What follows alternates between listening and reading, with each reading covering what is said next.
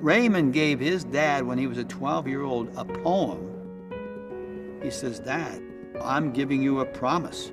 I will win the title that you so well deserve." The father-son theme is evident throughout the movie The Good Son, The Life of Ray Boom Boom Mancini, a movie that was premiered at the Extreme Landmark Cinema in West Kelowna. Mancini was a lightweight world champion in the early 1980s. His father, himself a former boxer, didn't want his son to fight professionally. So Raymond, it's a painful life. It's a lonely life. I fought because it was depression. I had to fight.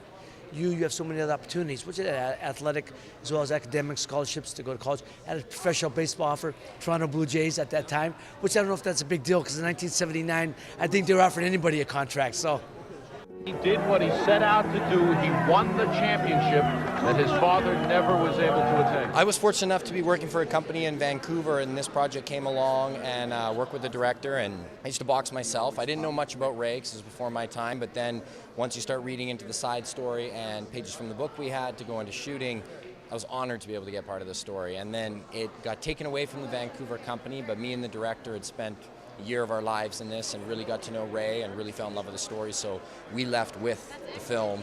Days before he fights Dooku Kim, the most marketable fighter in the world, Sugar Ray Leonard announces his retirement. You know who that leaves?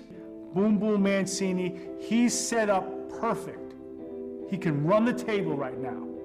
All he's got to do is go past this kid Dooku Kim. Of course, a movie about Mancini could not be told without his reaction to an infamous fight in 1982 that would change his life and ultimately the sport of boxing itself.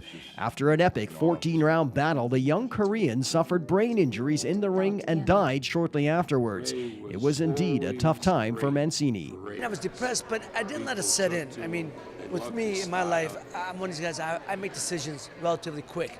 Because if not, depression, you get overwhelmed by it. You succumb to it. And then you might as well just dig a hole and crawl in, because what are you going to do? As a fighter yourself, how do you think you would respond if something like that happened to you? Oh man, I mean, I don't know. I thought about it since I heard I was going to be here with Ray tonight as a special guest. I honestly don't know. Kim's fiancée was pregnant at the time of the fight. The movie follows a meeting that takes place between Mancini, the mother, and her son. I was more nervous about meeting her than the son, because here's a woman who's planning on spending the rest of her life with a man that died at my hands. But she was wonderful and just very, very loving, and they both put me at ease. They'd let me know that we hold you no responsible for nothing. We feel his spirit is living through you. Be at peace. The Dooku stuff doesn't even come into the film till like 55 minutes in. Like, it's much more about him, his life, everything he went through, and then Dooku part is part of who he is, but it is not the major part, and he does open up completely about it. Well, it's not a boxing movie. It's what we're finding is a lot of women love the film, which is always it's very sensitive, very emotional. I mean, for me, it's hard to watch. Ray is open. It was a real coup for the Central Okanagan to secure the premiere of The Good Son. When I had an opportunity to bring it home, I talked to the investor, listen, I'd really like to do the Canadian premiere in my hometown.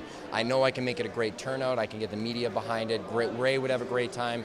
The investor was like, great, it'd be great exposure. If Ray and Jesse, the director, want to do it, go ahead. So I asked them, he said, yeah, we'd love to. And Ray's like, yeah, I'd love to do it. So I jumped on it, was like, yeah, I get to have that in my hometown, fantastic.